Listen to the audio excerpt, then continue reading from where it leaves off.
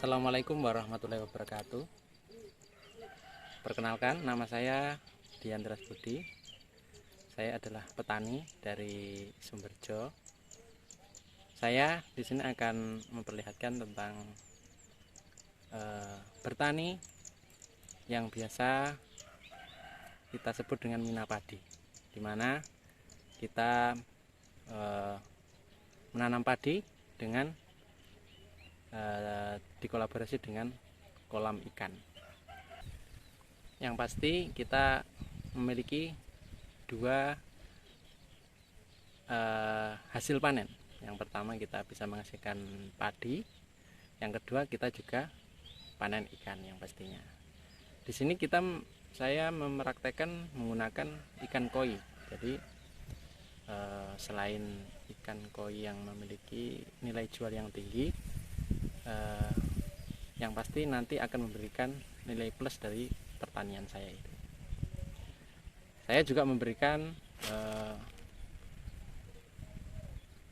ikan mujair di dalamnya, yang merupakan ikan konsumsi. Jadi kita akan dua ikan, yaitu ikan koi dan ikan mujair, dimana ikan cair nanti kita bisa jual ke pasar ikan, yang dimana di desa kami juga berdekatan dengan pasar ikan.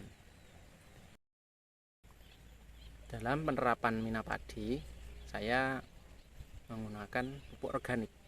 Jadi saya tidak menggunakan pupuk kimia.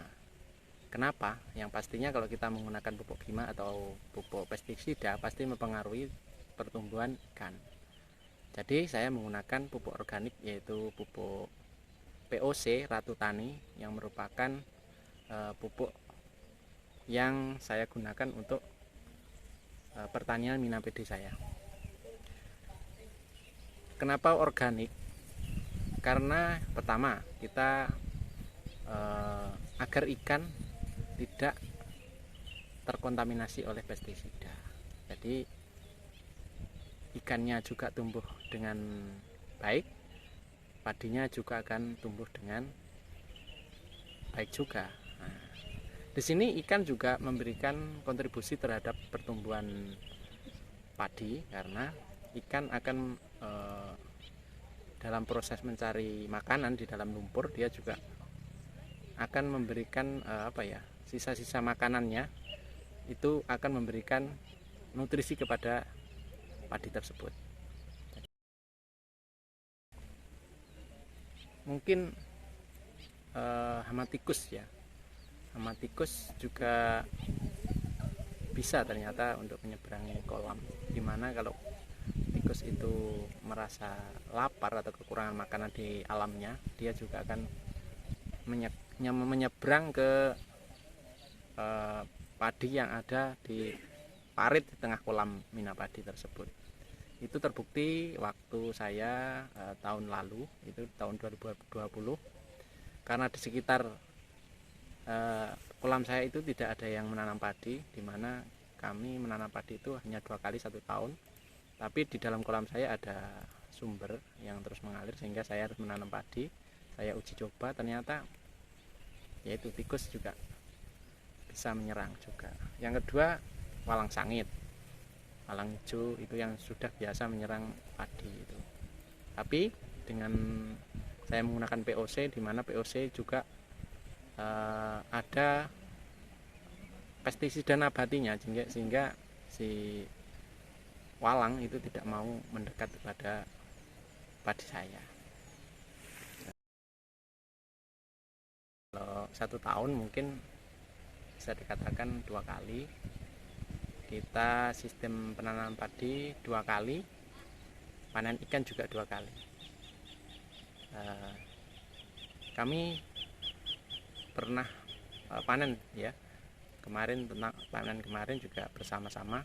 Padi sudah panen, ikan juga kami panen gitu.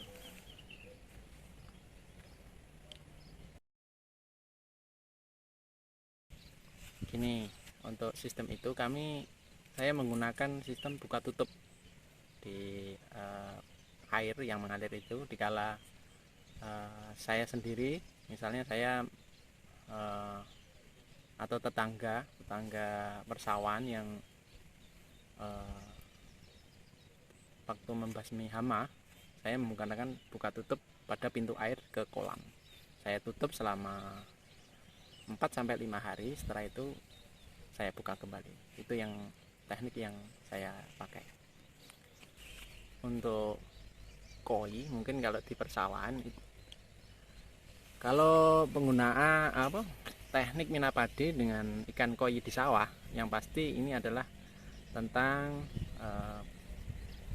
teknik pembesaran yang pasti ya. Nanti karena ikan koi itu bisa kita perbaiki tentang warnanya. Nanti kalau sudah kita pindah ke kolam beton atau pindah ke konsumen yang membelinya lah intinya gitu. Jadi intinya kami teknik pembesaran. Seperti yang pernah saya singgung di depan, koi memiliki harga jual yang bagus ya, nilai jual yang lebih tinggi daripada ikan konsumsi. Kenapa itu saya tertarik untuk memelihara koi dalam teknik minapadi ini? Jadi otomatis bila sudah menjelang panen atau panen, yang pasti ya hasilnya lebih memuaskan lah daripada ikan konsumsi. Kalau dari petani mungkin ya kami tidak memberikan nilai yang sangat tinggi, tapi untuk satu ekor 40.000 sampai 80.000 sudah lumayan untuk 200 ekor.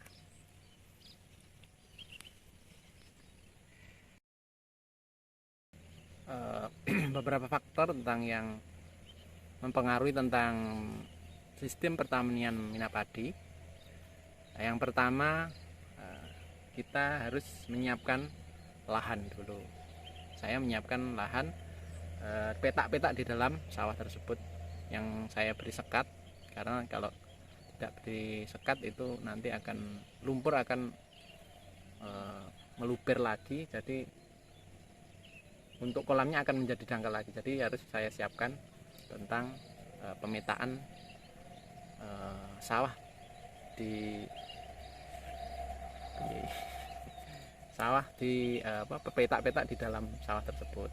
Yang kedua adalah hama, karena minapadi pastinya lebih familiar di alam, di mana alam itu banyak hewan liar. Jadi saya harus memberikan pagar di area kolam minapadi saya, karena dikala hewan pemangsa, yaitu yang biasa orang Jawa itu namanya nyambe itu, atau hewan apa itu ya, komodo ya, biawak, kayak biawak, terus ada hewan musang itu juga menyerang ikan. Kendala berikutnya adalah yang pasti kita mendapatkan cobaan lah, intinya kita membuat kolam jauh dari rumah. Pasti biasanya kita diberikan hujatan teman-teman kita petani biasanya ya pasti mereka akan bilang tidak akan berhasil lah gitu. Tapi saya tetap optimis dengan cita-cita saya, sehingga sekarang pun saya juga sudah bisa merasakan lah hasilnya begitu. Baik, terima kasih. Itu tadi ulasan tentang proses pertanian minapadi yang saya lakukan. Kepada para petani yang mau mengikuti jejak saya, bisa mengikuti. Yang pasti kita bisa memberikan hasil yang lebih terhadap pertanian kita. Sekian dari saya. Wassalamualaikum warahmatullahi wabarakatuh.